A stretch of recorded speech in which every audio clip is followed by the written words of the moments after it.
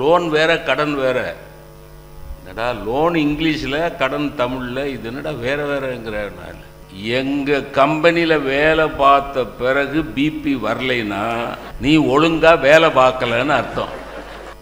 ஒரு பெரிய சிஸ்டத்தில் ஒரு ப்ரோக்ராமை போட சொன்னால் அரை மணி நேரத்தில் அற்புதமாக போடுற இளைஞன் ஒரு சின்ன பிரச்சனைக்கு தீர்வு காண முடியாமல் தற்கொலை செய்து கொள்ளுகிறான். ஆல்டோ தான் வாங்க முடியும். இப்போ என்னுடைய தனி மனித அமைதி எப்போ குறையும் தெரியுமா? நான் என்னுடைய ஆசைகளை எல்லாம் எப்பொழுது தேவைகளாக மாற்றுகிறேனோ அப்போ என்னோட தனி மனித அமைதி குறைஞ்சு போயிடும். இன்வேரியபிளி எவ்ரி ஜேர்னி, ஒவ்வொரு பிரயாணத்திலையும் என் பக்கத்து சீட்டில் குண்டா ஒரு ஆள் வந்து உட்கார்ந்துரும். அன்று ராமாயணத்தில் ராமச்சந்திரன், இன்று வேதாத்திரியத்தில் ராமச்சந்திரன். அவர் அயோத்தி ராமச்சந்திரன், இவர் ஆழியாறு ராமச்சந்திரன்.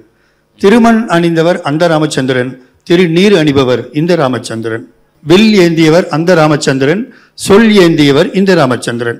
வானரங்களின் தோழன் அந்த ராமச்சந்திரன், மாணவர்களின் தோழர் இந்த ராமச்சந்திரன். லட்சுமணனோடு வாழ்ந்தவர் அந்த ராமச்சந்திரன், லட்சியங்களோடு வாழ்பவர் இந்த ராமச்சந்திரன்.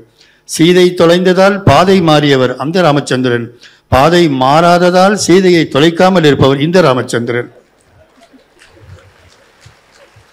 நேர்மறை சிந்தனையோடு எதிர்மறை சொற்களை கூட தவிர்த்து உரையாற்றும் உள்ளத்தால் உயர்ந்த அறம் வளர்க்கும் நாயகன் இந்த ராமச்சந்திரன். பிறந்தது மதுரை, படித்தது மதுரை, பிடித்தது சிவகாசி, இவரை பிடித்து கொண்டிருப்பது தென்காசி. தென்னாடுடைய ராமச்சந்திரனையே போற்றி உலக அமைதிக்கு வேதாத்திரியம் அனைவரது உள்ளங்களிலும் நிரந்தரமாக அமர்ந்திருக்க வேண்டும் என்பதற்காக அமர்ந்திருந்தே உரையாற்ற இருக்கிறார். வாழ்த்தி வரவேற்கிறோம். வாழ்க வையகம், வாழ்க வையகம். கூடியிருக்கக்கூடிய மெய்யன்பர்களே, உங்கள் யாவருக்கும் என்னுடைய பணிவான வணக்கத்தை, நன்றியை தெரிவித்துக் கொள்கிறேன். காம்பியர் பண்ற நாராயணன் அவர்கள் தாறுமாறாக சொன்னார். அதாவது ராமாயணத்தில் வரக்கூடிய ராமச்சந்திரனையும் பேராசிரியர் ராமச்சந்திரனையும் கம்பேர் பண்ணி அவர் அப்படி இவர் இப்படி இவர் அப்படி, அது அன்பின் காரணமாக சொல்லப்பட்ட விஷயம். அதில் எனக்கு அவர் சொன்ன அந்த பட்டியலே எனக்கு ரொம்ப பிடித்தது என்னன்னா, அந்த ராமச்சந்திரன் வானரங்களின் தோழன், இந்த ராமச்சந்திரன் மாணவர்களின் தோழன் அப்படின்னார். நான் நல்ல வேளை ரிட்டையர் ஆகிட்டேன். 2004 ரிட்டையர் ஆகிட்டேன். இன்னைக்கு 2025னா 24 வருஷம் ஆயிடுத்து. இப்போ நாராயணன் அவர்களுக்கு பணிவாக சொல்லுகிறேன், அந்த ராமச்சந்திரன் வானரங்களின் தோழன், இந்த ராமச்சந்திரன் வேலையில் இருக்கிற வரைக்கும் மாணவர்களின் தோழன். 2025இல் மாணவர்களே வானரங்களாகிவிட்டதால் 2 ராமச்சந்திரர்களும் ஒன்றுதான். எந்த நேரம் என்ன செய்வான்னு ஒன்றும் தெரியாம ஆசிரியர் பெருமக்கள் அவஸ்தையில் இருக்கிறார்கள். நான்லாம் ஐ தேங்க் காட். ஏன்னா நல்ல வேளை கடவுள் 2004 நம்மளை ஓய்வு பெற வச்சு வீட்டுக்கு அனுப்பிச்சுட்டார். என்ன செய்யறது ஏது செய்யறதுன்னு தெரியாம ஆசிரியர் பெருமக்கள் கிடந்து திணறிக்கிட்டு இருக்கிறாங்க. ஒரு அற்புதமான விழா. பொதுவாக எங்க திருநெல்வேலி மாவட்ட பக்கம் வந்தீங்கன்னா, அவன் பெரிய யோகக்காரன்டாம்பாங்க. பெரிய லக்கி ஃபெலோ, யோகக்காரன். எந்த அடிப்படையிலே ஒருத்தனை யோகக்காரன் என்று சொல்வார்கள் என்றால், பெரிய வீடு கட்டியிருக்காண்டா, 2700 ஸ்கொயர் ஃபீட்ல வீடு கட்டியிருக்காண்டா, நீ அவன் வீட்டு வாசல்ல காலை வச்சா போதும் நேர சமயக்கட்டுக்கு போயிடலாம். அந்த அளவுக்கு பளபளன்னு ஃப்ளோரிங் போட்டிருக்காண்டா, காலை வச்சைன்னா வலிக்கிக்கிட்டே நேர கிச்சனுக்கு போயிடலாம். கிச்சனுக்கு போய் ஒரு காஃபி குடிச்சிட்டு மறுபடியும் வலிக்கிக்கிட்டே ஹாலுக்கு வந்துடலாம். பூரா வழுக்கல் தான். பெரிய பதவியில் இருக்காண்டா, ஐஏஎஸ் ஆஃபீஸர் ஐபிஎஸ் ஆஃபீஸர்லாம் அவரை பார்த்தா சல்யூட் போடுவாங்கடா, பெரிய யோகக்காரன்டா. அழகான பஞ்சாயத்துட்டா, அந்த ஊர்லயே அவன் பஞ்சாயத்து தான்டா அழகு. என்ன ஒரே சிக்கல், சொன்ன பேச்ச கேட்க மாட்டா, இருந்தாலும் யோகக்காரன்டா. அவன் செஞ்ச யோகமே அவன் பிள்ளைய தாண்டா, சொன்ன பேச்சு அப்படியே கேட்பாங்கடா. ஏவா மக்கள் மூவா மருந்துன்னாங்க இல்லையா? ஒரு தாயோ தகப்பனோ என்ன நினைக்கிறார்கள் என்பதை குறிப்பறிந்து அவர்கள் சொல்வதற்கு முன்னாலேயே பிள்ளைகள் அதை செய்து முடித்து விடுவார்கள் என்றால் அந்த தாய்க்கும் தகப்பனுக்கும் முதுமை கிடையாது, வயோதிகம் கிடையாது. ஏவா மக்கள் மூவா மருந்து. பெரிய யோகக்காரன்டா. இப்படி ஒரு பட்டியல் போடுவாங்க. ஒரு யோகக்காரன்னா பெரிய வீடு, பெரிய பதவி, பேங்க் பேலன்ஸ், பேங்க்ல போய் கேட்ட உடனே லோன் கொடுக்குறாங்கப்பா, பெரிய யோகக்காரன்ப்பா, எத்தனை கோடி கேட்டாலும் கொடுக்குறாங்கப்பா, அவ்வளவு நம்புறாங்க அவரை. நான் ஒரு தடவை பேங்க்ல லோன் போட போற போது என் ஃப்ரெண்டு ஒருத்தன் கேட்டான், நீ பேங்க்ல லோன் போட போறியா கடன் வாங்க போறியான்னு. ரெண்டும் ஒண்ணுதானடான்னு. பேங்க்ல லோன் போட போறியா கடன் வாங்க போறியான்னு. ரெண்டும் ஒன்று தானடா. ஒன்றும் இல்லை ப்ரொஃபஸர், லோன் வேற கடன் வேற. என்னடா லோன் இங்கிலீஷில் கடன் தமிழில், இது என்னடா வேற வேறங்கிற. ஒரு வித்தியாசம் இருக்கு ப்ரொஃபஸர். என்னடா வித்தியாசம்? கடன் வாங்கினா பேங்க்குக்கு திருப்பி கட்டணும், லோன் வாங்கினா திருப்பி கட்ட வேண்டியதில்லை. இந்த தத்துவத்தை உனக்கு யாரா சொன்னா? மல்லையாங்கிறான்.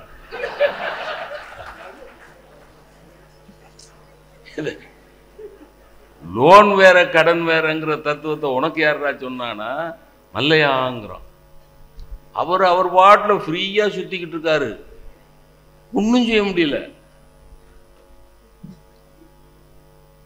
பெரிய யோகாரன் பட்டியல் பெருசா போடுறாங்க. நான் இன்றைக்கு இந்த பெரிய சபையில், ஆத்மீகம் நிறைந்த சபையிலே சொல்லுகிறேன், இவர்களெல்லாம் யோகக்காரர்கள் என்பது உண்மையாக இருந்தால் கூட வேதாத்திரி மகரிஷி போன்ற ஒரு அருட்தந்தையின் பாதத்திலே உட்கார்ந்து அவரிடத்திலே பாடம் கேட்பதற்கும் பயிற்சி பெறுவதற்கும் வாய்ப்பு கிடைத்த பெருமக்கள் தான் நிஜத்தில் யோகக்காரர்கள். அப்படியானால் இது இந்த கூட்டம் முழுமையே யோகக்காரர்கள் கூட்டம். சபையில் உட்கார்ந்துருக்க எல்லாரும் யோகக்காரர்கள். இந்த யோகக்காரர்கள் மத்தியில் பேசுகிற நான் மிகப்பெரிய யோகக்காரர். மனிதனுடைய மகிழ்ச்சி பெரியோர்களே மெட்டீரியலா இருக்கக்கூடாது, ஸ்பிரிச்சுவலா இருக்கணும். அதுதான் ஐயா சொன்னார்கள் ஆன்மீக ஆனந்தம். ஆன்மீகத்தில் ஆனந்தம், மகிழ்ச்சி வேற, ஆனந்தம் வேற, ஹாப்பினஸ் வேற, எக்ஸ்டசி வேற. ஹாப்பினஸை விட கீழே லோயர் லெவல் பிளஷர். நீங்க ஒரு கார் வாங்கினீங்கன்னா அது பிளஷர், அதனாலதான் அதுக்கு பேரே பிளஷர் கார்னா. காருக்கு பேரே பிளஷர் கார்னு தானே சொன்னா, ஹாப்பி கார்னு சொல்லல. பிளஷர் கார்ல போறவனெல்லாம் ஹாப்பியா இருக்கானா சொல்ல முடியாது. காரு பிளஷர், ஆனா உள்ள உட்கார்ந்து போற முதலாளி ஹாப்பியா இருக்காரா சொல்ல முடியாது. அப்ப பிளஷர் வேற, ஹாப்பினஸ் வேற. ஸ்பிரிச்சுவலா ஆன்மீகமா கிடைக்கிறது எக்ஸ்டசி, அதுக்கு ஆனந்தம். அந்த ஆனந்தத்தை பயிற்சிகளின் மூலமாக, மனவளக்கலை பயிற்சிகளின் மூலமாக நாம் அனுபவித்துக் கொண்டிருக்கிறோம்.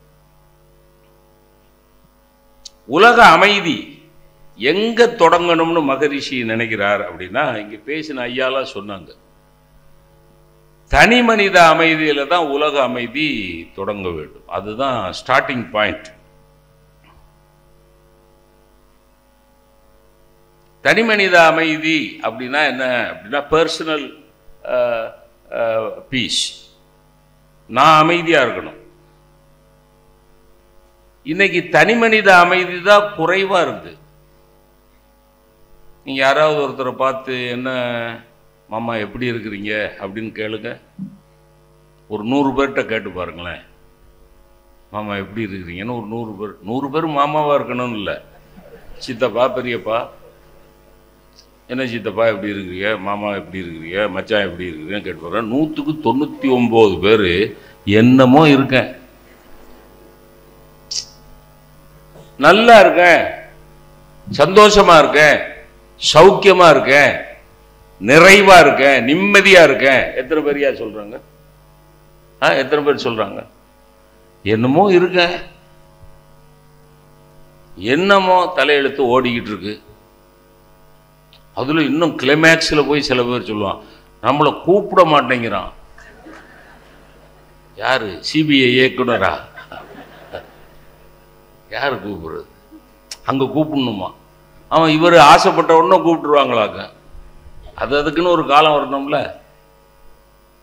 எல்லாரும் ஒரு வெறுப்பிலும் விரக்தியிலும் விசனத்திலுமே பேசி கொண்டிருக்கிறார்கள். அப்படித்தானையா? எல்லாம் ஒரு வெறுப்பு, ஒரு விரக்தி, ஒரு டிப்ரெஷன். எதுலையும் மனதை ஒருமைப்படுத்த முடியல இன்னைக்கு, எதுலையும். அதுவும் இந்த செல்போன் வந்த பிறகு பார்த்தீங்கன்னா எதுலையும் ஒருமைப்படுத்த முடியல. மன அலை பாஞ்சுக்கிட்டே இருக்குது. ஏன் அப்படின்னா இந்த தனி மனித அமைதி இல்லை, லேக்கி. ஒரு பெரிய சிஸ்டத்தில் ஒரு ப்ரோக்ராமை போட சொன்னால் 1/2 மணி நேரத்தில் அற்புதமாக போடுற இளைஞன் ஒரு சின்ன பிரச்சனைக்கு தீர்வு காண முடியாமல் தற்கொலை செய்து கொள்ளுகிறான். ஆனால் அந்த பையன் எஃபிஷியன்ட் ஃபெலோ, டேலண்டட், ரொம்ப திறமைக்கார பையன். ஒரு ப்ரோக்ராமை அப்படி நொடியில் முடிச்சு கொடுப்பான் சிஸ்டத்தில். அவ்வளவு திறமைக்கார பையன் ஏன் தற்கொலை முடிவுக்கு போகிறான்? என்ன காரணம்? அவன் சம்பளம் வாங்கினானே ஒழிய அவன் சமாதானமாக வாழவில்லை. 2 லட்சம் 3 லட்சம் சம்பளம் வாங்கினான், ஆனால் அவன் மனசுக்குள்ள சமாதானம் இல்லை, தனி மனித அமைதி இல்லை. ஒரு கார்பரேட் கம்பெனியில் மெடிக்கல் செக்கப் எம்ப்ளாயீஸுக்கெல்லாம் அது அப்பப்போ செய்வாங்க. ஒரு 100 பேருக்கு மெடிக்கல் செக்கப் பண்ணுறாங்க. 100 பேரில் 98 பேருக்கு பிபி சுகர்லாம் ஹையாக இருக்கு. அந்த எம்ப்ளாயீஸில் 2 பேருக்கு பிபியும் இல்லை சுகரும் இல்லை. டாக்டர் சர்டிஃபை பண்ணுறாரு. என்ன சர்டிஃபை பண்ணுறாருன்னா, 100ல் 98 பேருக்கு பிபி இருக்குது, சுகர் இருக்குது, ஆனால் 2 பேருக்கு மட்டும் சுகர் இல்லை, பிபி இல்லை அப்படின்னோடனே அந்த கார்பரேட் கம்பெனி அந்த பிபி சுகர் இல்லாத 2 பேரையும் டிஸ்மிஸ் பண்ணிட்டாங்க.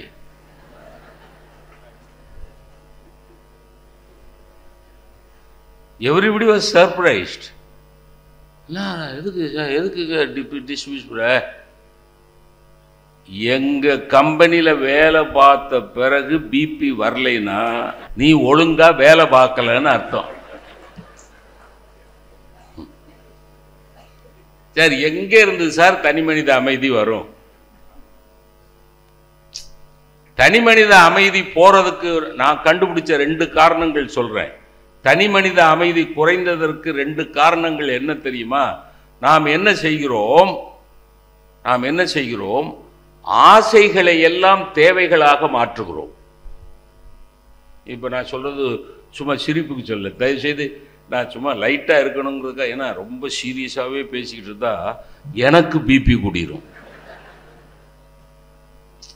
ஆழியார் அறிவு திருக்கோயிலுக்கு போயிட்டு பிபி ரைஸ் ஆகி போகக்கூடாதுல. பிபி கீழே இறங்கி போகணும். தேவைகள் ஆசைகள்னு 2 இருக்குல்ல. இப்போ எனக்கு கார் வாங்கணும்னு ஆசை வந்தா, நான் ஒரு பென்ஷனர், ஒரு ஆல்டோவோ ஒரு டிசையரோ தேவை. ஒரு கார் எனக்கு தேவை. ஆனால் ஒரு ஆல்டோ, ஒரு டிசையர், இல்லை இன்னும் கொஞ்சம் கூட போனால் ஒரு எக்ஸென்ட்டு, அவ்வளோதானையா. நான் BMW வாங்கணும்னு ஆசைப்பட்டேன். ரோல்ஸ் ராய்ஸ் அது ஒருத்தன் சொல்கிறான், நீங்கள் ரோல்ஸ் ராய்ஸ் வாங்க, சும்மா வாங்க. சும்மா எவன்டா கொடுப்பான்? சும்மா வாங்கன்னா ரோல்ஸ் ராய்ஸ் எப்படி வாங்குறது? BMW. எனக்கு கார் தேவை, ஆனால் BMW வாங்கணுங்கிறது ஆசை. ஆல்டோ தான் வாங்க முடியும். இப்போ என்னுடைய தனி மனித அமைதி எப்போ குறையும் தெரியுமா? நான் என்னுடைய ஆசைகளை எல்லாம் எப்பொழுது தேவைகளாக மாற்றுகிறேனோ அப்ப என்னோட தனி மனித அமைதி குறைஞ்சு போயிடும். ஆசைகளை எல்லாம் தேவைகளா மாற்றக்கூடாது. ஒண்ணு. ரெண்டாவது, தனி மனித அமைதி குறைவதற்கு ரெண்டாவது காரணம் என்ன தெரியுமா? கஷ்டங்களை எல்லாம் கவலைகளா மாத்திடுறது. கஷ்டம் வேற, கவலை வேற. கஷ்டங்கிறது வெளியே இருந்து வர்றது, கவலைங்கிறது உள்ளே இருந்து வர்றது. கஷ்டத்தை நம்ம கண்ட்ரோல் பண்ண முடியாது. சொல்ல புரியுங்களா? எனக்கு ஒரு எக்ஸ்பீரியன்ஸு. நான் பட்டிமன்றம் நிறைய போவேன். இப்போ தான் காரு, ஏசி, ட்ரெயின் எல்லாம் கொடுக்குறாங்க. முதல்லலாம் அரசாங்க பஸ்ஸில் தான் போவோம். எனக்கு ஒரு அதிர்ஷ்டம். அது என்னன்னு யோகக்காரன்ல, அதனால எனக்கு என்ன அதிர்ஷ்டம்னா, நான் அந்த எப்போவுமே அந்த விண்டோ சீட்டில் தான் உட்காருவேன். அது எனக்கு பிடிக்கும். வேடிக்கை பார்த்துட்டே போவேன். விண்டோ சீட்டில் உட்காந்தா இன்வேரியபிளி எவ்ரி ஜேர்னி, ஒவ்வொரு பிரயாணத்திலையும் என் பக்கத்து சீட்டில் குண்டா ஒரு ஆள் வந்து உட்காந்துரும்.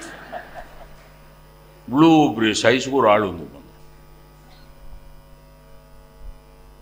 அப்புறம் பெரிய யோகம் என்னன்னா, டிக்கெட்டு கூட வாங்காம தூங்கிடுவான். தூங்கினாலும் பரவாயில்ல, அவன் மொத்த வெயிட்டையும் நம்ம மேல போடுவான். நமக்கு உடம்பு அவ்வளவு திடகாத்திரமா இல்லை, வலிக்கும். அண்ணே, இந்த கம்பியில படுத்து தூங்குன வெயிட்டு தாங்க முடியல. அவன் என்னை பார்த்து சொல்றான், இனிமே மழை பெய்யுங்கிற. எப்படியா? அவர் வெயிட்டை நான் தாங்கிக்கிட்டே 250 கிலோமீட்டர் போனா மழை பெய்யுமா? இல்லை, எனக்கு வலிக்குதுடா, கம்பியில படுத்து தூங்குடான்னு சொன்னா மழை பெய்யாதான். எங்க அம்மா என்ன இவன் வெயிட்டை தாங்கிறதுக்கா என்னைய பெத்து போட்டா? இந்த அவஸ்தை ஒவ்வொரு பிரயாணத்திலையும் நடந்தது. அது என்னமோ கொடுப்புன. அதனால என்ன பண்ண, ஒரு டெக்னிக் கையாண்டேன். விண்டோ சீட்ல போய் உட்கார்ந்துக்கிடுவேன். சைடு சீட்ல என் கர்ச்சிப்பை போட்டுருவேன். என் கர்ச்சிப்பை போட்டுட்டு குண்டு குண்டா வருவாங்க. ஆள் வருதுன்னு கர்ச்சிப்பை போட்டு போயிருக்காங்கல்ல, ஆள் வருது, டீ குடிக்க போயிருக்காங்க, போங்க போய் வேற எங்கேயோ உட்காருங்க. பஸ் எல்லாம் சீட்டு ஃபுல்லாயிடுச்சு. எல்லாம் நம்மளை நோக்கி வந்த குண்டு ஆசாமிலாம் வேற வேற சீட்டில் போய் செட்டில் ஆயிட்டாங்க. பஸ் எடுக்க போறாரு. பஸ் எடுக்க போகையில முன் வாசல் வழியா ஒல்லியா ஒரு பையன் ஏறுறான். Very lean and lanky fellow. ஏறினோன்னா, நானா தம்பி சீட் இருக்கு. அவன் அங்கிள் சீட் எனக்கு, உனக்கு தான், வா வா. அன்னைக்கு எனக்கு சரி, இன்னைக்காவது ஒரு நாள் ஒல்லியான பையனோட அமைதியா வெயிட்டு தாங்காம இந்த பிரயாணம் பண்ணலாம் அப்படின்னு சந்தோஷமா வந்தான். பக்கத்தில் வந்தான். அங்கிள் கர்ச்சீஃப் உங்கதா? ஆமாப்பா. கர்ச்சீஃப் எடுத்து என்கிட்ட கொடுத்தான். கொடுத்துட்டு பின் வாசலை பார்த்து, மாமா இங்க சீட் இருக்கு மாமா, வாங்க. நான் பாருங்க, திரும்பி பார்க்குறேன், இவ்வளவு சைஸுக்கு ஒரு ஆள் வரும். சார், இப்ப இது கஷ்டமா கவலையா? இப்ப இது கஷ்டமா கவலையா? இது கஷ்டம். இப்ப நான் அந்த பிரயாணத்தை எப்படி சௌக்கியமாக்குறது, எப்படி சௌகரியமாக்குறது? இவன் வெயிட்டை தாங்கித்தான் ஆகணும். நான் என்ன பண்ணணும்னா, எனக்கு தெரிஞ்ச ஸ்லோகத்தை பூரா சொல்லிக்கிட்டே போகணும். எனக்கு தெரிஞ்ச தேவாரம், திருவாசகம், சொற்றுணை வேதியன், சோதிவானவன், பொற்றுணை திருந்தடி பொருந்த கைதொழ, கற்றுணை பூட்டியோர் கடலில் பாய்ச்சினும் நற்றுணையாவது. யாரு தோல்ல படுத்திருக்கான்ல, நற்றுணையாவது நமச்சிவாயே சொல்லிட்டே போனார். சார், கஷ்டம் வெளியே இருந்து வருது சார். நான் கஷ்டத்தை கவலையா மாத்தி உள்ளுக்குள்ள அறிக்க விட்டுட்டேன்னா எனக்கு தனி மனித அமைதி போயிடும். தலைவர் ஐயா சொன்னாங்கல்ல, முக்தினா என்னன்னு சொன்னாங்கல்ல, மகாகவி பாரதி ஒரு வரியில சொன்னா, கவலையற்று இருத்தலே முக்தி. ஒரே வரி. முக்தினா என்ன? முக்தினா போய் கடவுளோட போய் சேர்றது, இறைவனோட போய் சேர்றது, வைகுந்தத்துக்கு போய், அது நம்மளுக்கு சிவலோக பதவி அடைந்தார். அதுவும் பதவி தான். அங்க போனா சேரல. ஏன்னா இங்க ஏற்கனவே இருந்த பதவியில பூரா ஊழல். அப்புறம் அங்க சிவலோக பதவியிலையும் போய் அதைத்தானே செய்வான். அப்ப தனி மனித அமைதி குறையாம இருக்கணும்னா ரெண்டு விஷயம் பண்ணணும். ஒன்று, ஆசைகளை எல்லாம் தேவைகளாக மாற்றக்கூடாது, கஷ்டங்களை எல்லாம் கவலைகளாக மாற்றக்கூடாது. இதற்கு ஒரே வழி நம்ம மனசை நம்ம பக்குவப்படுத்திக்கிறது தான். அதுதான் ஐயா சொல்றார், மகரிஷி ஐயா. மனவளம் அப்படின்னா மனவளம் தான் மனித வளம். ஹியூமன் ரிசோர்ஸ் சொல்றாங்கல்ல, ஹியூமன் ரிசோர்ஸ் மனித வளம். மனித வளம் அப்படிங்கிறது வெயிட் இல்லை, கம்ப்ளெக்ஷன் இல்லை, நிறம் இல்லை. மனித வளம் என்பது மனவளம். அங்கதான் ஆரம்பிக்கணும். தனி மனித அமைதியில தான் உலக அமைதிக்கு பிள்ளையார் சுழி போடப்படுகிறது. அந்த தனி மனித அமைதிக்கு என்னெல்லாம் வேணும் அப்படின்னா, உடல் நலம், மனவளம், உயிர் வளம், ஆன்ம பலம், மதிநலம். இதெல்லாம் இருந்தா தனி மனித. இந்த மகரிஷி ஐயா சொன்ன இதை எல்லாத்தையுமே மகாகவி பாரதியார் ஒரு பாட்டில் சொன்னார். ஒரே பாட்டில் உடல் நலம், மதிநலம், ஆன்ம பலம், உயிர் நலம் எல்லாத்தையும் சொன்னார். அந்த பாடலை நான் பாடலை சொல்றேன். முதல்ல பாடலை முழுமையா சொல்லிடுறேன். ஏன்னா இப்போ சொல்லாமலே இருந்தா எனக்கு மறந்துடும்.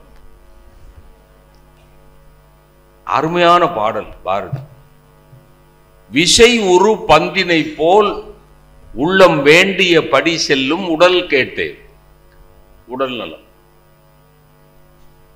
ஒரு பந்த சோத்துல அடிச்சோம்னா அந்த பந்து போய் எந்த போர்ஸ்ல போய் அடிபட்டதோ அதே போர்ஸோட திரும்பி வரும். விசை உரு பந்தினை போல் உள்ளம் வேண்டியபடி செல்லும் உடல் கேட்டேன். என் மனசு எப்படி என் உடம்பு இயங்கணும்னு நினைக்கிறதோ அதே மாதிரி என் உடம்பு இயங்கணும். வயசாக வயசாக முடியாது. ஏன்னா 18 வயசுல ஓடி போய் பஸ்ல ஏறினேன். இப்ப முடியுமா? இப்ப முடியுமா? வயசான பிறகு ஓடி போய் ஏற. குத்தாலத்துல குளிக்க போனா கேலி பண்றான்.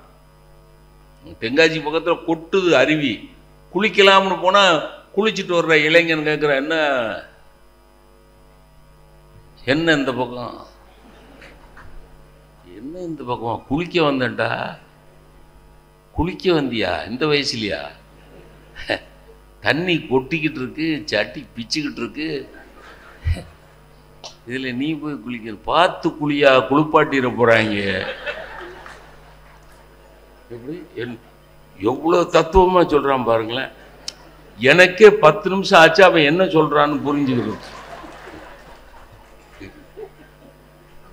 பார்த்து குளியா, குளிப்பாட்டிடுவாங்கிறான். உடம்பு ஒத்துழைக்காது சார். அப்ப சொன்னா, விசை ஒரு பந்தினை போல் உள்ளம் வேண்டிய படி செல்லும் உடல் கேட்டேன். முதல்ல உடல். நசையறு மனம் கேட்டேன். ஆசைகள் இல்லாத மனசு, மனவளம். அதான் மனவளம். அதுக்கு இதுக்குன்னு ஆசைப்பட்டுக்கிட்டே அலையக்கூடாது. அது வேணும், இது வேணும், இது வேணும். எதிர்த்த வீட்டுக்காரன் ஃப்ரிட்ஜ் வாங்கிட்டா நானும் வாங்கணும். எதிர்த்த வீட்டில் ஒரு ரோடு போட்டுட்டு ரோடு ரோலரை நிறுத்திட்டு போயிட்டாங்க. அன்னைக்கு ரோடு போட்டாங்க. எதிர்த்த வீட்டு வாசல்ல சாயங்காலம் 6 மணிக்கு ரோடு ரோலரை நிறுத்திட்டு போயிட்டாங்க. அப்போ பொஞ்சாதிக்காரி எந்திரிச்சு வாசத்தொழிக்க எந்திரிச்சு கதவை திறந்தா அந்த வீட்டு வாசல்ல ரோடு ரோலர் நிக்குது. புருஷனை போய், என்னங்க என்னங்க என்னங்க அந்த வீட்டுக்காரி ரோடு ரோலர் வாங்கியிருக்கா, நம்மளும் வாங்கணும்னா விளங்குமா?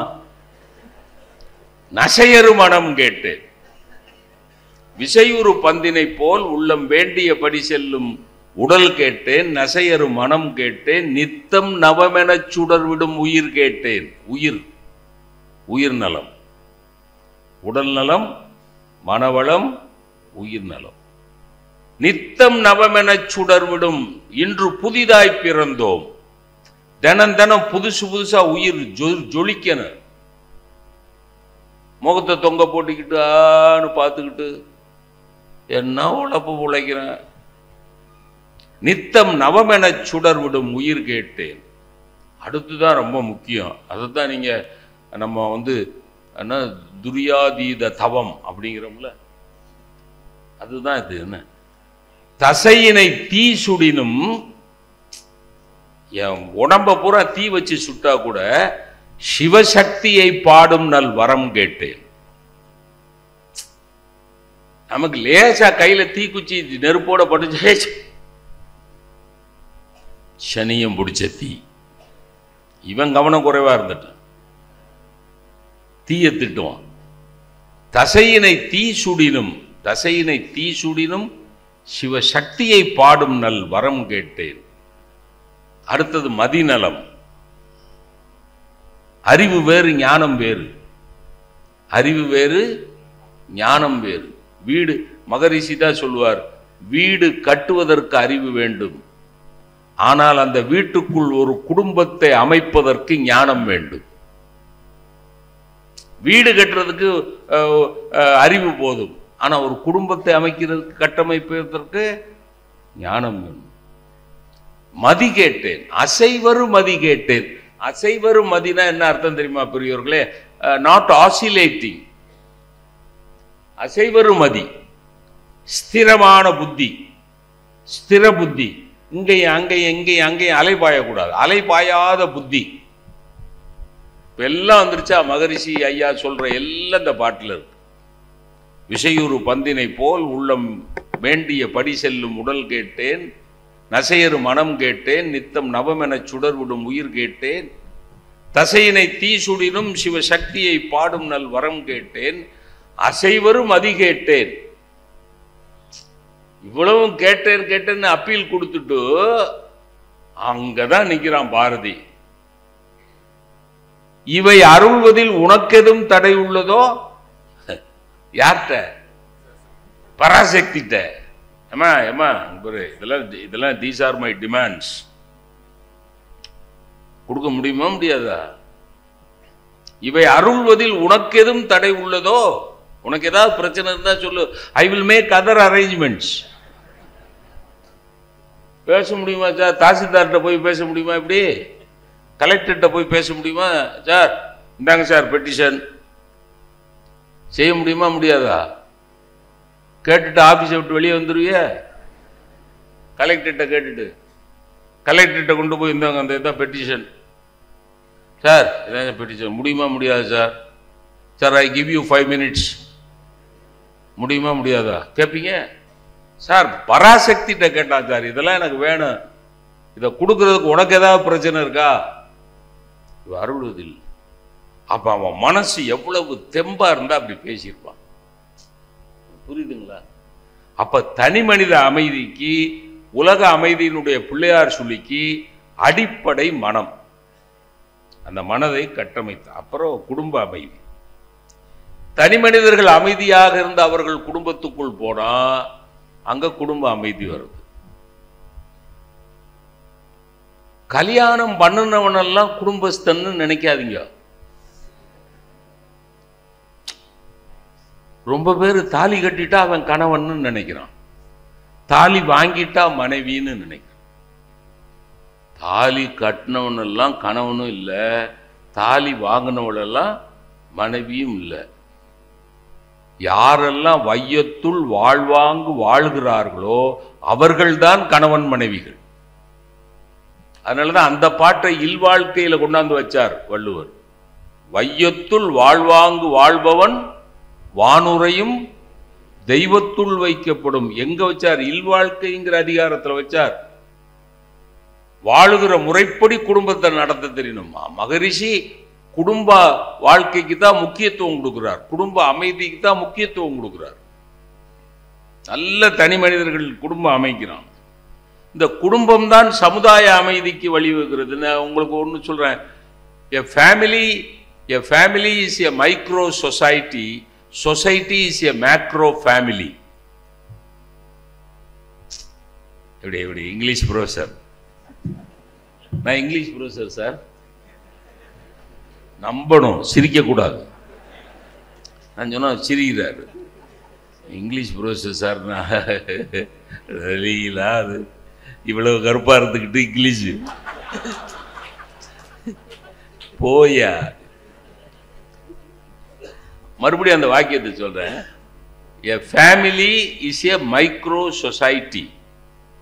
குடும்பம் என்பது ஒரு சிறிய சமூகம், குடும்பம் என்பது ஒரு சிறிய சமுதாயம். Society is a macro family. சமுதாயம் என்பது ஒரு பெரிய குடும்பம். அவ்வளவுதான் சார், எல்லா தத்துவமும் அதில் அடங்கிருச்சு. குடும்பம் என்பது ஒரு சின்ன சமுதாயம், சமுதாயம் என்பது ஒரு பெரிய குடும்பம். கல்யாணம் பண்ணிட்டா குடும்பஸ்தன் ஆயிரும், அதெல்லாம் முடியாது. எங்க தாத்தாவும் எங்க ஆச்சியும் ஏறத்தாழ 62 வருஷம் தாம்பத்தியம். அன்னைக்கு வெட்டிங் டே கிஃப்ட் கிடையாது, பர்த்டே கிஃப்ட் கிடையாது, டார்லிங் கிடையாது, ஸ்வீட்டி கிடையாது, ஹனி கிடையாது. அவர் வாட்டில் தறி நெஞ்சுக்கிட்டு இருப்பாரு, எங்க ஆச்சி அவ வாட்டில் தார் சுத்திக்கிட்டு இருப்பா. இவ்வளவுதான் லைஃப். தறியை விட்டு இறங்கினா கஞ்சியை வைப்பா, குடிப்பாரு. அப்பப்போ சண்டை போட்டுக்கிடுவாங்க. உனக்கு அறிவு இருக்காம்பாரு. எங்க ஆச்சி ரொம்ப கூலா இல்லைன்ட்டு போயிடும். ரொம்ப சிம்பிள். ரொம்ப சார், ஒரு ப்ராப்ளத்துக்கு சொல்யூஷன் வார்த்தையில தான் சார் இருக்கு. ஒரு பிரச்சனைக்கு சொல்யூஷன் எங்க இருக்கு? வார்த்தையில தான் இருக்கு. எங்க தாத்தா அறிவு இருக்கா அப்படின்பாரு, இல்லைங்கன்ட்டு போயிடுவா. அதுக்கு என்ன அர்த்தம்? உனக்கு கழுத்தை நீட்டின பிறகு எனக்கு எப்படி அறிவு இருக்கும்?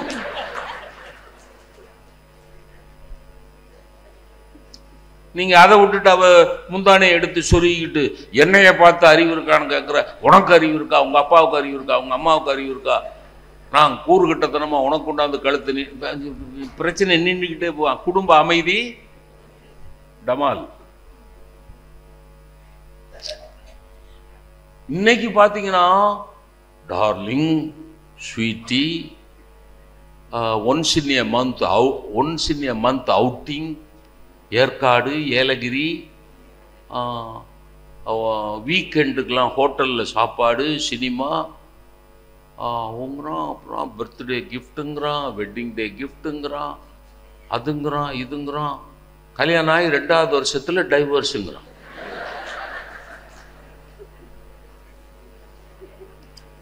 என்னடா வெட்டிங் டே கிஃப்ட்டுங்கிறீங்க? எங்கள் தாத்தா வெட்டிங் டேயே அவருக்கு தெரியாது. அவர் என்னைக்கு கல்யாணம் ஆச்சுன்னு கேட்டால் தெரியாது. எங்கள் தாத்தாவுக்கு 62 வருஷம் வாழ்ந்தாங்க சார். நானே எங்கள் தாத்தா விடுங்க சார், நான் போன மாதம் சுவிட்சர்லாந்து போயிருந்தேன். அங்கே இந்த மாதிரி தமிழில் கொஞ்சம் பேர் தமிழர்கள் பேசினேன்.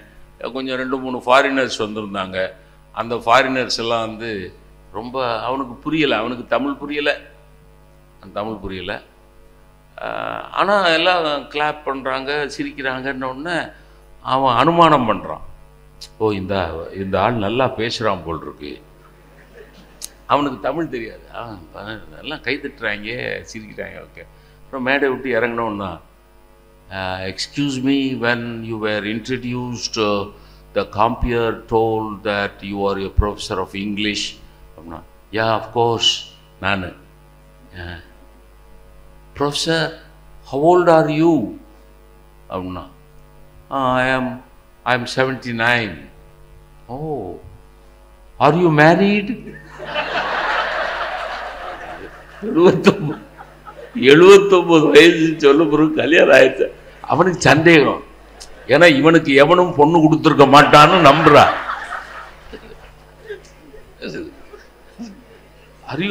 Are you married? அப்படிதான். Yeah, I am married. How long are you married? About 50 years. Oh my God, 50 long years, that too with the same wife. 50 வருஷம் ஒரே ஒய்ஃபோடையா? அவன் எப்படிடாங்கிறான். எப்படி அவனுக்கு விளங்கவே இல்லை. எப்படி எப்படி how is it possible? எப்படி எப்படி நான் அப்பதான் நான் மனசுக்குள்ள பக்கத்துல இருந்த அன்பர்கள்ட்ட சொன்னேன், மேலை நாட்டுக்காரனுக்கு 50 ஆண்டுகள் ஒரே மனைவியோடு வாழ்வது என்பது ஆச்சரியமாக இருக்கிறது.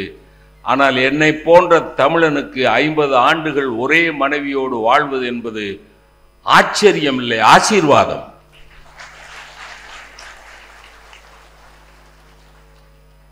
சார் வாழ தெரியணும் சார். வாழ தெரிஞ்ச டிரைவிங் சொல்லி கொடுக்கல, டிரைவிங் சொல்லி கொடுக்குறவர் எல்லாம் இப்படி போங்க அப்படி போங்க. டிரைவிங் எங்க சார் படிப்பீங்க? டிரைவிங் எங்க படிப்பீங்க? ஒரு பொட்டல்ல தானே படிப்போம். அங்க பன்னி குறுக்க வராது, நாய் குறுக்க வராது, எதுவும் குறுக்க வராது. திடீர்னு ரைட் சைடில் கையை காட்டிக்கிட்டு இடது பக்கம் திரும்ப மாட்டாங்க. மெட்ராஸுக்கெல்லாம் போங்க, இங்கிட்டு திரும்புவோம். நம்ம இங்கிட்டு தான் திரும்ப போறான்னு இப்படி வந்தோம்னா இடிப்பான். நம்ம வலது பக்கம் கையை காட்டிட்டு இடது பக்கம் திரும்புறேன்னா, வலது பக்கம் திரும்புற நான் கையை காட்டினேன், நீ இந்த பக்கமா வான்னு சொன்னையாங்கிறான். அவன் ரோடு சென்ஸு. வாழ தெரிஞ்சா குடும்பம் அமைதியா இருக்கும், அவ்வளவுதான். வாழ தெரியலைன்னா குடும்பம் ஈகோ. மகரிஷி சொல்றார், ஈகோ இருக்கவே கூடாது குடும்பத்துல. கணவனுக்கும் மனைவிக்கு இடையில, அப்பாவுக்கும் பிள்ளைக்கு இடையில நீ பெருசா நான் பெருசான்னு நினைப்பே இருக்கக்கூடாது. மகரிஷி வேடிக்கையா சொல்றாரா உணர்ந்து சொன்னாரான்னு தெரியல, உலக அமைதி வந்துருச்சுன்னா குடும்பத்துல மாமியா மருமக சண்டை இருக்காதுங்கிறார். எப்படி உலக அமைதி வந்துருச்சுன்னா எது இருக்காதுங்கிறாரு? குடும்பத்துல மாமியா மருமக நாத்தனார் சண்டை இருக்காதுங்கிறார். இன்னைக்கு சார் கணவனும் மனைவியும் சேர்ந்து இருக்கிறார்களே ஒழிய இணைந்து இல்லை. ரெண்டுக்கு வித்தியாசம் இருக்கு. கணவனும் மனைவியும் சேர்ந்து ஒரே ரூஃபுக்குள்ள இருக்கிறாங்க, ஒரே வீட்டுக்குள்ள இருக்கிறாங்க. ஆனா இணைந்து இருக்கிறார்களா? இணக்கமாக இருக்கிறார்களா? குறைஞ்சிக்கிட்டே வருது. அது இப்ப கல்ச்சர், ஃபாரின் கல்ச்சர்ல வந்தவர் லிவிங் டுகெதர்ங்கிறான், அதுங்கிறான், இதுங்கிறான், என்னென்னமோ சொல்றான். ஒரு கணவனும் மனைவியும் ஏர்போர்ட்டுக்கு வர்றாங்க, சிங்கப்பூர் போறாங்க. சிங்கப்பூர் போகல, அந்த போர்டிங் பாஸ் போற இடத்துல அந்த கணவனாருடைய ஃப்ரெண்டு, நண்பர், ஸ்கூல்மேட் வந்துட்டார். பழனிசாமி எப்படி இருக்கப்பா, நல்லா இருக்கியா? டே ஸ்கூல்ல படிச்சதுரா, எப்படா நல்லா இருக்கியா? அவன் மனைவிட்ட சொன்னான், டார்லிங் நான் ரொம்ப நாள் கழிச்சு என் ஃப்ரெண்டு பார்க்குறேன், நீ போய் போர்டிங் பாஸ் போட்டு வந்துடும், நான் அது வரைக்கும் இவன்கிட்ட பேசிகிட்டு இருக்கேன்னா. அந்த பொண்ணு டிக்கெட் எடுத்துகிட்டு நேராக போச்சு. போர்டிங் பாஸ் போடுற இடத்துல அந்த போர்டிங் பாஸ் போடுற அந்த பொண்ணு சொல்லிச்சு, சாரி மேடம், அட்ஜசன்ட் சீட்டு, பக்கத்தில் சீட் இல்லை, உங்கள் கணவருக்கும் உங்களுக்கும் பக்கத்து சீட் இல்லை, பி ரோவில் ஒரு சீட் இருக்கு, எஃப் ரோவில் ஒரு சீட் இருக்கு, போட்டுறவான்னு. பி ரோவில் நீங்கள் உட்காந்துக்குங்க, எஃப் ரோவில் உங்கள் வீட்டுக்காரர் உட்காந்துக்கிட்டு, வேறு வழி இல்லைன்னா போடுங்கன்னு அந்த பொண்ணு சொல்லிருச்சு. போட்டாச்சு, போர்டிங் பாஸ் போட்டு வாங்கிட்டு வந்தேன். என்ன போட்டியா? போர்டிங் பாஸ் போட்டியா? போட்டு. ஆனால் ஒரு சின்ன ஸ்நாக்குங்க, ஒரு சின்ன சிக்கல் என்னென்னா, பி ரோவில் ஒரு சீட்டு, எஃப் ரோவில் ஒரு சீட்டு தாங்க இருக்குது, அதனால் நம்ம தனியாக தாங்க உட்காரணும் அப்படின்னோன்னா, அது என்ன கணவன் மனைவின்னு சொன்ன பிறகு அப்படி தள்ளி சீட்டு போட்டு கொண்டா, போர்டிங் பாஸ் கொண்டா, நான் போய் என்னன்னு கேட்டு வரேன் அப்படின்னு எடுத்துக்கிட்டு மறுபடியும் அந்த பொண்ணுகிட்ட போய், அது என்ன நீங்கள் கணவனும் மனைவியும் சொன்ன பிறகு தள்ளி சீட்டு போட்டிருக்கீங்க அப்படின்னா, நீங்கள் இவ்வளோ லேட்டாக வந்தால் நாங்கள் என்ன சார்? சரி சாரி சார் அப்படின்னு அந்த பொண்ணு சொல்லுது கவுண்டரில். அவன் சொல்கிறான், இதுக்கு சாரிலாம் கேட்க வேண்டாம், இந்த வேற ரோல உட்கார்ற மாதிரி சீட்டு போட்டு கொடுத்தீங்களே, இதுக்கு நான் ஏதாவது பே பண்ணணுமான்னு கேட்டேன்.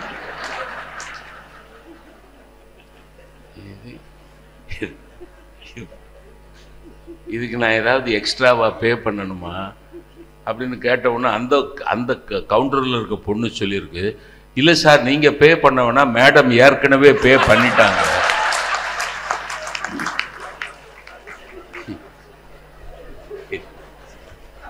இவங்க யாரு? இவங்க யாரு? இவங்க 2 பேரும் யாரு? ஏங்க இவங்க 2 பேரும் யாரு? கணவனும் மனைவி. இந்த குடும்பத்தில் அமைதி இருக்குமா சார்? மகரிஷி இந்த 2 பேரையும் கணவன் மனைவின்னு ஏத்துக்கவே மாட்டார். நீங்க மகரிஷி முன்னாடி கொண்டு போய் இந்த 2 பேரையும் விட்டியன்னா இவங்கள கணவன் மனைவின்னு ஏத்துக்கவே மாட்டார். நோ ஈகோ, நான் பெருசா நீ பெருசாங்கிற சட்டம். மனதளவில் ஒத்து போகக்கூடிய 2 உயிர்களின் சங்கமம் தான் குடும்பம். மனதளவில் ஒத்து போகக்கூடிய. அப்ப தனி மனித அமைதியிலிருந்து குடும்ப அமைதி, அப்புறம் அங்கே இருந்து சமூக அமைதி. சமூக அமைதி இன்னைக்கு ஜாதி, மதம், பணவெறி. ஒரு காலத்துல ஒரு மனிதனுடைய அந்தஸ்தை ஒழுக்கம் தீர்மானித்தது. ஒரு காலத்துல ஒரு மனுஷன் அந்தஸ்தான மனுஷன்னா அவன் ஒழுக்கஸ்தன் அர்த்தம். வீரம் தீர்மானித்தது, கல்வி தீர்மானித்தது. ஒரு மனிதனுடைய அந்தஸ்தை ஒரு காலத்தில் ஒழுக்கம் தீர்மானித்தது, வீரம் தீர்மானித்தது, கல்வி ஞானம் தீர்மானித்தது. இன்றைக்கு ஒரு மனிதனுடைய அந்தஸ்தை பணம் மட்டும்தான் தீர்மானிக்கிறது. அந்த பணத்தை எப்படி வேணாலும் சம்பாதிக்கலாங்கிற முயற்சியில சமூக அமைதி கெட்டு போகிறது. கல்வி கூடங்களுக்குள்ளே ஜாதி வெறி, கல்விக்கூடங்களுக்குள்ளே ஜாதி வெறி, அடிதடி, மதவெறி. தலைமை உரையாற்றிய ஐயா சொன்ன மதவெறி. உலக போர்களுக்கெல்லாம் பெரும்பாலான போர்களுக்கு காரணம் மதவெறி. ஒரே மதத்தை சுவாமி மகரிஷி தான் கேட்கிறாரு, பொய் சொல்லி ஏமாத்துறாங்க. கோட்பாடுகளை காப்பாற்றுவதற்காக போர் என்று சொல்லுகிறார்கள். கோட்பாடுகளை காப்பாற்றுவதற்காக போர் என்றால் 2 ஜனநாயக நாடுகள் ஏன் போரிடுகின்றன? மதங்களை காப்பாற்றுவதற்காக போர் என்று சொல்லுகிறார்கள். மதங்களை காப்பாற்றுவதற்காக போர் என்று சொன்னால் ஒரே மதத்தை சேர்ந்த 2 தேசங்கள் ஏன் போரிடுகின்றன? சன்னி ஷியா 2 முஸ்லீம் தானே சார்? சன்னி ஷியா 2 முஸ்லீம் தானே? 2 பேரும் அடிச்சுக்கிறான். கேத்தலிக்கும் புராட்டஸ்டன்ட்டும் கிறிஸ்துவம் தானே? 2 தேசம் அடிச்சுக்கிறான். அப்ப மதவெறி, ஜாதி வெறி அற்ற ஒரு சமூக அமைதி நிலவிய சமூகம் வந்துட்டா அதனுடைய விளைவு நெட் ரிசல்ட் என்னவா இருக்கும்? இப்படிதான் என்னவா இருக்கும்னு ஒரு ஊர்ல கேட்டேன். தெரியலன்னா விட்டுட்டு போப்பான்ட்டான். எப்படி தெரியலன்னா விட்டுட்டு அடுத்த ஸ்டெப்புக்கு போயா, அதை விட்டுட்டு என்னவா இருக்கும்.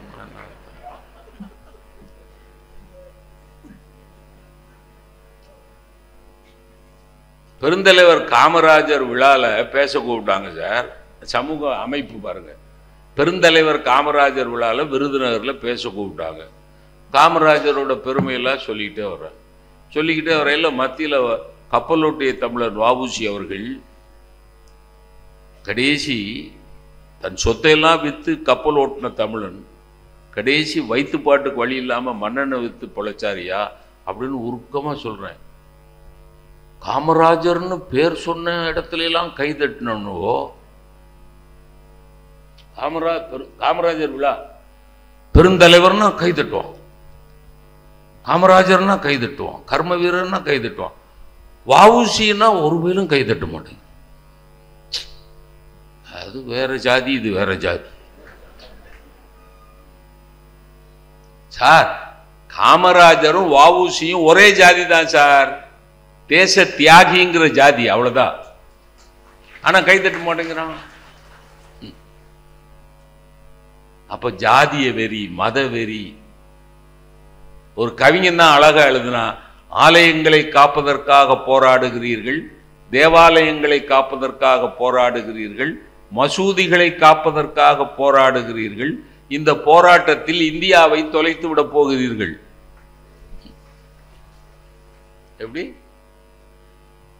ஆலயங்களை காப்பதற்காக போராடுகிறீர்கள், தேவாலயங்களை காப்பதற்காக போராடுகிறீர்கள், மசூதிகளை காப்பதற்காக போராடுகிறீர்கள். இந்த போராட்டத்தில் இந்தியாவை இழந்து விட போகிறீர்கள். இந்தியாவை இழந்து விட்டால் இதையெல்லாம் எங்கே கொண்டு போய் வைப்பீர்கள்? பணவெறி, மதவெறி. அப்ப சமூகம் போய், அப்ப தனி மனித அமைதியில் தொடங்கி குடும்ப அமைதி, சமூக அமைதி, நெட் ரிசல்ட், ஒட்டுமொத்த விளைவு உலக அமைதி. அமைதி. இந்த தவம் நிறைவு பண்ணையில் ஐயா இல்லை, நம்ம ஆழியார் அறிவித்திருக்கோயில்ல தவம் நிறைவு பறையில் என்ன சொல்றீங்க? என்ன சொல்றோம்? அமைதி, அமைதி, அமைதி. 3 தடவை சொல்றோம்ல. 3 ஒரே அமைதியா? 3 ஒரே வார்த்தை தானே? அமைதி, அமைதி, அமைதி. 3 ஒண்ணா? இல்லை சார், நான் ரிட்டையர் ஆயிட்டதுனால நல்லா யோசிச்சுக்கிட்டே இருக்கேன். முதல் அமைதி என்ன தெரியுமா? சைலன்ஸ், மௌனம். இப்போ நீங்கள் ஒரு லைப்ரரிக்கு போனீங்கன்னா சைலன்ஸ் ப்ளீஸ் அப்படின்னு எழுதி, சைலன்ஸ். அதுதான் முதல் அமைதி, மௌனம். நம்ம ஐயா தான் நினைக்கிறேன், நம்ம தலைவர் ஐயாவுடைய சதாபிஷேக விழாவில் நம்ம எஸ்பிபி ஐயா ஒரு உலக அமைதிக்கு ஒரு அருமையான டிப்ஸ் கொடுத்தாரு. ஞாபகம் இருக்கா உங்களுக்கு? அருமையான டிப்ஸ் கொடுத்தாரு. இந்த மனவளக்கலை பயிற்சியை ட்ரம்புக்கு கொடுங்கன்னார். சொன்னார், ஐயா சொன்னார், நாங்கள் இருந்தேன். மனவளக்கலை பயிற்சியை அவரை நான் என்ன சொல்றேன் ஐயா, ட்ரம்புக்கு மட்டும் இல்லை, எல்லா உலக தலைவர்களையும் கூப்பிட்டு கொடுங்க. முதல்ல ட்ரம்பை கூப்பிடுங்க. முதல்ல ட்ரம்பை கூப்பிட்டு இந்த மௌனம், தியானம், காயகல்பம், சிம்பிளிஃபைடு குண்டலினி யோகா இதெல்லாம் ட்ரம்புக்கு கொடுக்க வேண்டாம். குறைஞ்சபட்சம் மௌனம். அந்த ஆள் பேசாம இருந்தா போதும், உலக அமைதி வந்துடும். என்னத்தையா உளறிக்கிட்டே இருக்கான்? நான் சொல்லித்தான் நிறுத்தினான், நான் சொல்லித்தான் அந்த போரை நிறுத்தினாங்கிறான். அப்புறம் அவனே கொண்டு போய் குண்டை போடுறான். சார், போரை நிறுத்தணும்னு ஆசை உள்ள ஒரு தலைவன் குண்டு போடுவானா சார்? நான் தான் அந்த ஊர்ல போரை நிறுத்தினேங்க, நான் தான் இந்த ஊர்ல இந்த நாட்டில் போரை நிறுத்தினேங்க. அவனே கொண்டு போய் ஈரான்ல குண்டை போடுறான், ட்ரோன் அட்டாக் பண்றான். அதனால நீங்க சொன்னதை நான் ரேட்டிஃபை பண்றேன். ஐ ரேட்டிஃபை நம்ம எஸ்விபி ஐயாவோட ஐடியா. ட்ரம்ப் மட்டும் இல்லை, நான் நிறைய தலைவர்கள் பேரெல்லாம் குறிச்சிட்டு வந்திருக்கேன். ரஷ்யாவிலிருந்து புட்டினை கூப்பிடுங்க, இஸ்ரேலிருந்து நெத்தன்யாகு, பாகிஸ்தான்லேருந்து ஷபாஸ் ஷெரீப், சீனாலேருந்து ஜி ஜின்பிங், அப்புறம் இந்த வடகொரியால ஒரு ஆள் இருக்கான். எனக்கு அந்த ஆளை பார்க்கையில எல்லாம் எனக்கு என்ன, வடகொரிய அதிபரை பார்க்கையில எல்லாம் இந்த வடகொரிய அதிபருக்கு ஹேர் கட் பண்ற பார்பரை நான் பார்க்கணும். ஒரு சைஸா வெட்டி விட்டுருக்காங்க. இவனை பூரா கூப்பிட்டு கேட்கிறேன். இந்த இஸ்ரேல் அதிபர், ஈரான் அதிபர் எல்லாரையும் நான் வேணா ஸ்பான்சர் பண்றேன் சார். இவனுங்களெல்லாம் எப்படியாவது என் சொத்தை வித்தாவது இந்த ஆளுகளை பூரா அறிவு திருக்கோயில், ஆழியார் அறிவு திருக்கோயில் கூப்பிட்டு வந்து ஒரு மாதம் தங்க வச்சு மௌனம், காயகல்பம், தியானம். குறிப்பா ட்ரம்புக்கு மௌனம். சைலண்டா இருந்தாலே, சில தலைவர்கள் பேசாம இருந்தாலே உலக அமைதி வந்துடும் சார். அப்ப முதல்ல சொல்ற அமைதி வந்து சைலன்ஸ், மௌனம். ரெண்டாவது சொல்ற அமைதி வந்து தமிழ்ல 3 ஒரே சொல்லு, ஆனா ஆங்கிலத்துல 3 சொல்லு. சைலன்ஸ். ரெண்டாவது சொல்ற அமைதி வந்து calmness. Calmness. Family, com family, com society. ஒரு ஃபேமிலியில காமா இருக்கணுமே ஒழிய சைலண்டா இருக்கக்கூடாது, பேசாமலே இருக்கக்கூடாது. மௌனமா இருக்கிறதுங்கிறது வேற, பேசாமலே இருக்கிறதுங்கிறது வேற. அப்ப சைலன்ஸ், காம்னஸ். மூணாவது அமைதி தான் நம்ம தலைப்பு இன்னைக்கு, பீஸ், உலக அமைதி. அப்ப சைலன்ஸ்ல தொடங்கி எங்க போய் முடியணும்? பீஸ்ல போய் முடியும். இந்த உலக தலைவர்களுக்கெல்லாம் இந்த மூணு வந்துருச்சுன்னா, சைலண்ட், காம்னஸ், பீஸ் மூணு அவங்களோட நோக்கம் ஆயிடுச்சுன்னா உலக அமைதி தன்னை போல வந்துடும். நான் இன்னும் கூட தலைவர் ஐயாட்டையெல்லாம் நான் ஒரு சின்ன சஜஷன் சொல்றேன். நம்ம இங்க ஆழியார் அறிவு திருக்கோயிலில் 3 பெரிய விழாக்கள் நடத்துகிறோம். மகரிஷி ஐயாவோட நினைவு தினம், ஜெயந்தி விழா, மனைவி நல வேட்பு. அதோட இந்த அமைதி தினத்தன்னைக்கு அமைதிக்காக நோபல் பரிசு வாங்குறாங்கல்ல ஐக்கிய நாடுகள் சபையில், அமைதிக்காக நோபல் இன்டர்நேஷனல் அவார்டு வாங்குறாங்கல்ல வருஷத்துக்கு ஒரு தடவை, அந்த மாதிரி அமைதிக்காக நோபல் பரிசு வாங்கினவங்களை கூட்டிட்டு வந்து இந்த மாதிரி ஒரு விழா நடத்தினா மொத்த மீடியாவோட ஃபோக்கஸும் நம்ம ஆழியார் அறிவு திருக்கோயிலுக்குள்ள வந்துடும். இப்ப இந்த 2024 அமைதிக்காக நோபல் பரிசு வாங்கினவர் ஒரு ஜப்பான் நாட்டுக்காரர், நிஹான், இந்த பேரை உச்சரிக்கிறேன், நிஹான் ஹிதான்கியோ. அது நம்ம இதுல கூகுள்ல போய் தேடி பார்த்து எடுத்தங்க, எவ்வளவு உழைச்சிருக்கேன் பாருங்க. நிதான் ஹிதான்கியோ, அவருக்கு தான் 2024 நோபல் பரிசு கொடுத்துருக்கான், அமைதிக்காக நோபல் பரிசு. அவருக்கு ஏன் அமைதிக்கான நோபல் பரிசு கொடுத்தான் அப்படிங்கிறத நான் பார்த்து ரொம்ப வியந்து போனேன். அவர் என்ன பண்ணியிருக்காரு, நம்ம ஆழியார் அறிவு திருக்கோயில் மாதிரி அவர் ஒரு ஆர்கனைசேஷன் வச்சிருக்காரு. என்ன ஆர்கனைசேஷன்னா, அணு யுத்தத்தால் பாதிக்கப்பட்ட நாடுகளில், அணு யுத்தங்களால் பாதிக்கப்பட்ட நாடுகளில் உடல் அளவில் பாதிக்கப்பட்டு உயிரோடு இருக்கிற, ஏதாவது புரிஞ்சுதா? அணு யுத்தங்களால் பாதிக்கப்பட்ட நாடுகள், அங்க குண்டு போட்டான், இப்ப அதுல கை போச்சு, கால் போச்சு, கண் போச்சு, ஆனா உயிரோட இருக்கான். அப்ப அணு குண்டுகளால் பாதிக்கப்பட்டு உயிரோடு இருக்கிறான், ஆனா அவனுக்கு உடல் உறுப்புகள் ஊனமிட்டு இருக்கு. அவங்கள பூரா இணைச்சு ஒரு அமைப்பு உருவாக்கி அவங்கள வச்சு அணு யுத்தத்துக்கு எதிரான பிரச்சாரத்தை நடத்தி இருக்கார். டைரக்ட் விட்னஸ், ஒரு அணு யுத்தத்தால் என்ன விளைவு வரும் அப்படிங்கிறதுக்கு நேரடி சாட்சி யாரு? பார், இந்த கை போச்சு, கண்ணு போச்சு.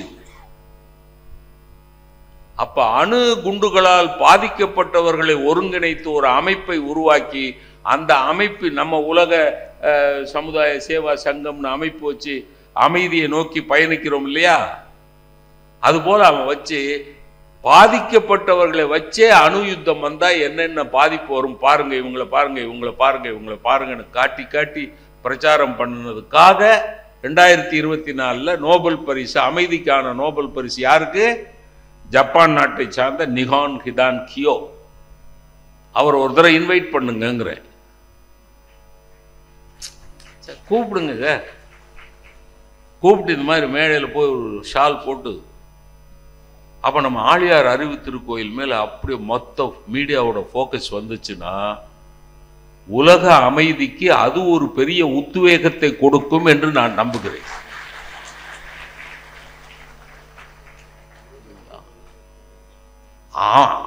இப்போ முன்னாடி மாதிரி சேரஞ்சோழன் பாண்டியன் சண்டை போட்ட மாதிரியே இப்போ சண்டை போடுறோம். எதுக்காக போர் இல்லாத உலகம் வேண்டும், போர் இல்லாத உலகம் வேண்டும்னு மகரிஷி திரும்ப திரும்ப திரும்ப திரும்ப ஏன் சொல்றார்? ஐக்கிய நாடுகள் சபை வரைக்கும் போய் பேசுறார். ஐக்கிய நாடுகள் சபை இன்னைக்கு வெறும் பப்பட்டு, அவனுக்கு ஒன்றும் வக்கும் கிடையாது, வகையும் கிடையாது. அவன் சும்மா உட்கார்ந்துருக்கான். இந்த ரேஷன் கார்டில் மட்டும் குடும்ப தலைவன் பேர் இருக்கும் பாருங்க.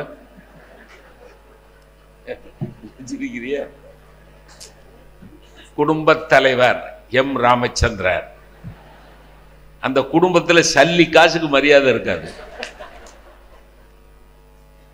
ரேஷன் கார்டில் மட்டும் குடும்ப தலைவர். அது மாதிரி இருக்கான் ஐக்கிய நாடுகள் சபை. இஸ்ரேலில் ஈரானில் போய் வீடியோ வருது சார், கண்ணீர் வருது சார். மனசாட்சி உள்ளவங்களால சாப்பிட முடியாது சார். அந்த குழந்தைங்க தட்டை தூக்கிட்டு ஹெலிகாப்டர்லேருந்து போடுற சோத்து போட்டதுக்காக போய் அந்த பிள்ளைங்க படுற பாடு, கண்ணீர் வருது சார். அதை தடுக்க முடியல யாரால? ஐக்கிய நாடுகள் சபையால் அதை தடுக்க முடியல. சாமிஜி சொல்றார், ஐக்கிய நாடுகள் சபையை வலுப்படுத்து. எல்லா உலக நாடுகளில் இருக்கக்கூடிய எல்லா தலைவர்களும் கொண்டாந்து எல்லா தளவாடங்களையும் ஆயுதங்களையும் கொண்டாந்து யார்கிட்ட ஒப்படைக்கணும்? ஐக்கிய நாடுகள் சபையில் கொண்டாந்து ஒப்பட. இந்த ரஷ்யா, சீனா இந்த மாதிரி பெரிய பெரிய வல்லரசு நாடுகளுக்கு இருக்கிற வீட்டோ பவரை பூரா ரத்து பண்ணு. இது யாரு சொல்றா? எல்லாமே மகரிஷி சொல்றார் சார். சும்மா அவர் நினைச்சிருந்தாருன்னா அவர் பாட்டில் இங்கேயே உட்காந்துட்டு காயக்கல்பம் தியானம்னு பண்ணிட்டு அவர் பாட்டில் இதே பெருமையோட வாழ்ந்துட்டு போயிருக்கலாம். ஆனா அவர் உலக அளவில் சிந்திக்கிறார். ஐக்கிய நாடுகள் சபை வரைக்கும் போய் அவர் பேசுறார். ஐக்கிய நாடுகள் சபை வரைக்கும் அவர் நான் பார்த்த அளவில் பெருமைப்படுற மகரிஷி அவங்க கண்ணு முன்னாடி கொண்டாந்து நிறுத்துறேன். மகரிஷி was one of the greatest empathizers in the world. Sympathy வேற, எம்பத்தி வேற. அப்படியே பரிதாபம் வேற, பச்சாதாபம் வேற. பார்த்துட்டு ஐயோ அடிபட்டுட்டானேன்னு போயிட்டா அது சிம்பத்தி. அடிபட்டு கிடக்கிறவன இடத்துல எண்ணெயை வச்சு பார்த்து உடனே அவனுக்கு என்ன செய்யணுமோ அதை செய்யறதுக்கு நான் முயற்சி பண்ணா அதுக்கு பேரு empathy. So Maharishi one of the greatest எம்பத்தைசர்ஸ்.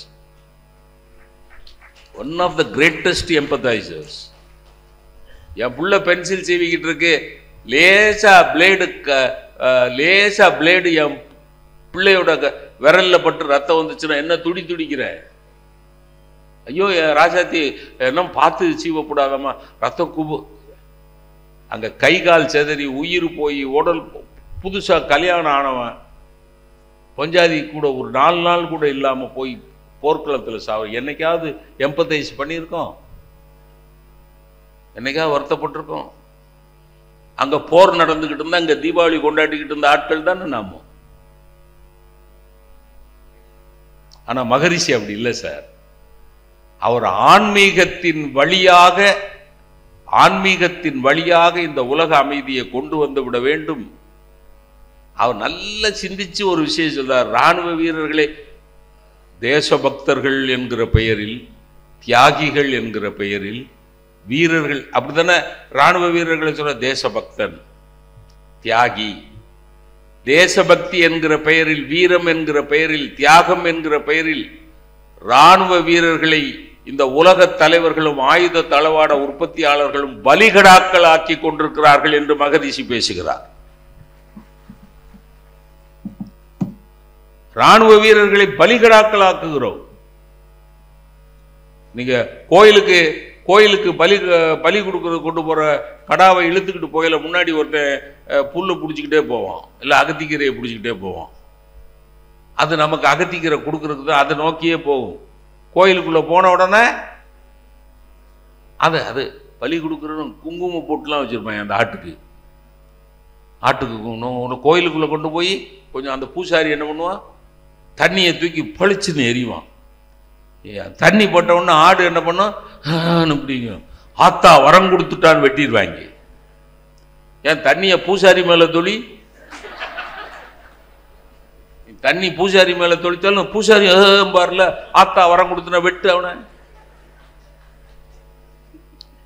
ராணுவ வீரர்களையும் பலிகடாக்களையும் ஒன்னா வச்சு அந்த ராணுவ வீரர்களுக்கு கொடுக்கிற சம்பளத்தை அந்த ஆட்டுக்கு முன்னாடி பிடிச்சிட்டு போற பாருங்க புல்லு, அது சொல்றார் சார். இராணுவ வீரர்களுக்கு கொடுக்கிற சம்பளம், பலிகடாவுக்கு முன்னாடி காட்டப்படுகிற இலைத்தலைகள் மகரிஷி எழுதுற. இப்ப நிறைவு பண்ற, எந்த இராணுவ வீரனாவது விருப்பப்பட்டு போய் சண்டை போடுவான்னு நினைக்கிறீங்களா? சத்தியம் பண்ணி சொல்றேன், கிடையாது. அது அவனுக்கு சம்பாத்தியத்துக்கான ஒரு வழியே ஒழிய. இப்ப மாணவர்கள் வகுப்புக்கு வர்றாங்கல்ல, படிக்கிறதுக்காக வர்றான், டைம் பாஸ், சம்பளத்துக்காக. எந்த யுத்தத்திலேயாவது பெரிய தலைவர்களோ, இந்த ட்ரம்போ, நெத்தன்யாகுவோ, புட்டினோ அடிபடுறானான்னு பாருங்க, அவன் சேஃபா இருப்பான். இராணுவ வீரர்கள் தான் பலி கொடுக்கப்படுகிறார்கள். அவனுக்கு மெடல் எல்லாம் குத்திருப்பாங்க. அது பெரிய அகத்திக்கீரை. மெடல் என்னது? 5 மெடல் குத்திருக்கானா 5 அகத்திக்கீரை. சேரனும் சோழனும் பாண்டியனும் போரிட்ட காலத்தில் வாளும் ஈட்டியும் வேலும் வைத்து போரிட்டார்கள். யாரும் மோதிக்கொள்கிறார்களோ அவர்களுக்கு மட்டும்தான் பாதிப்பு. கிரேக்க யுத்தங்களிலும் ரோமானிய யுத்தங்களிலும் யார் போரிடுகிறார்களோ அவர்களுக்கு மட்டும்தான் பாதிப்பு. ஆனால் அணு யுத்தத்தில் இதைத்தான் மகரிஷி யோசிக்கிறார். இதை யோசிச்சுட்டு தான் ஐக்கிய நாடுகள் சபை வரைக்கும் போய் பேசுறார். சர்வபள்ளி ராதாகிருஷ்ணன் சொன்னார், an atomic warfare is collective suicide. ஒட்டு மொத்தமா உலகம் தற்கொலை பண்ணிக்கிறதுக்கு சமம் தான் ஒரு அணு ஆயுத யுத்தம். பண்டித ஜவஹர்லால் நேரு சொன்னார், ஒரு அணுகுண்டுக்கு இன்னொரு அணுகுண்டால் பதில் சொல்ல முடியாது, அமைதி பேச்சுவார்த்தையால் தான் பதில் சொல்ல முடியும் என்று பண்டித ஜவஹர்லால் நேரு. இதெல்லாம் உள்வாங்கி கொண்டு, யாதும் ஊரே யாவரும் கேளீர் என்கிற கணியன் பூங்குன்றனை உள்வாங்கி கொண்டு, பகைவனுக்கு அருள்வாய் நன்னஞ்சே என்கிற பாரதியை உள்வாங்கி கொண்டு, பகை நட்பாக கொண்டொழுகும் பண்பு என்கிற திருவள்ளுவரை உள்வாங்கி கொண்டு, யாரோடும் பகை கொள்ளலன் என்றதன் பின் போர் ஒடுங்கும் புகழ் ஒடுங்காது என்கிற கம்பனை உள்வாங்கி கொண்டு மகரிஷி பேசுகிறார். அணு யுத்தம் என்று ஒன்று வந்தால் அதில் ஜெயிக்கிறவனும் இருக்க மாட்டான், தோற்கிறவனும் இருக்க மாட்டான். இன்றைக்கு ஜெயித்தவன் போல் காட்சி அளிக்கிறவன் 10 ஆண்டுகளில் அந்த அணுக்கதிர் வீச்சுகளால் பாதிக்கப்பட்டு அவனும் மாண்டு போவான். ஆகவே in an atomic warfare there will be no winner, there will be no loser. இதெல்லாம் சிந்திச்சு பார்த்துதான் மகாகவி மகரிஷி அவர்கள் போர் இல்லாத உலகம் வேண்டும், உலக அமைதி வேண்டும், அதுக்கு உலக சமுதாய சேவா சங்கம் என்று ஒன்றை நிறுவி சரியான திட்டங்களை வகுத்து கொடுத்து பலவிதமான அற்புதமான சாத்தியக்கூறான திட்டங்களை, பிராக்டிக்கல் பிலாசபி, சும்மா பின்பற்ற முடியாத பிலாசபி கிடையாது. ஆக இப்படி சொல்லி நிறைவு பண்ணுகிறேன். தன்னை கடவுளாக அறிவிக்க தெரியாத மகரிஷி, தன்னை அவர் நினைச்சிருந்தா இப்ப நம்ம ஆளுங்க எத்தனை பேர் சொன்னா அப்படி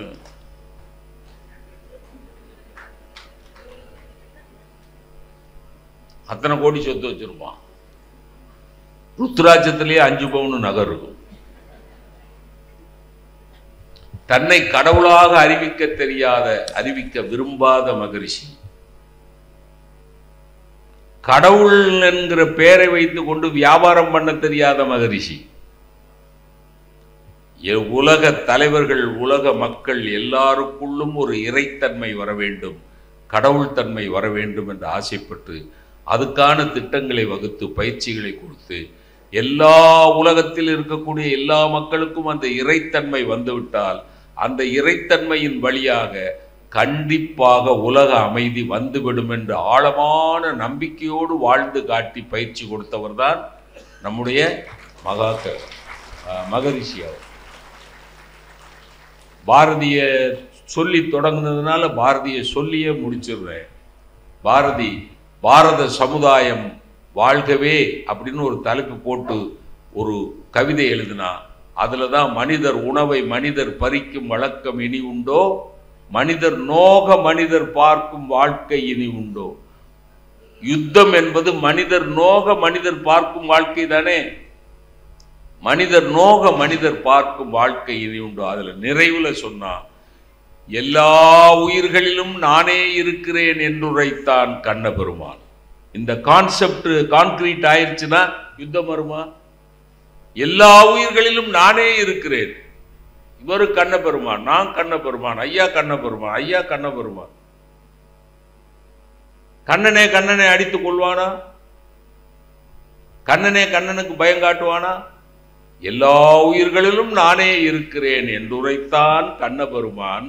அடுத்த நிறைவு வரி, எல்லாரும் உலகத்தில் இருக்கிற எல்லாரும் அமரநிலை எய்தும் நன் மார்க்கத்தை இந்தியா உலகிற்கு வழங்கும். எல்லாரும் அமரநிலை எய்தும் நன் மார்க்கத்தை இந்தியா உலகிற்கு வழங்கும் என்று பாரதி சொன்ன நன்மார்க்கம் தான் வேதாத்திரியம். எல்லாரும் அமரநிலை எய்தும் நன் மார்க்கத்தை வேதாத்திரியம் வழங்கும். உலக அமைதி கண்டிப்பாக இன்றைக்கு இல்லாவிட்டாலும் மிக குறுகிய காலத்தில் வந்து சேரும். வேதாத்திரியம் வெல்லும். வேதாத்திரி மகரிஷியுடைய புகழ் நிலைத்து நிற்கும் என்று கூறி அருமையான வாய்ப்புக்கு நன்றி பாராட்டி விடைபெறுகிறேன். நன்றி, வணக்கம்.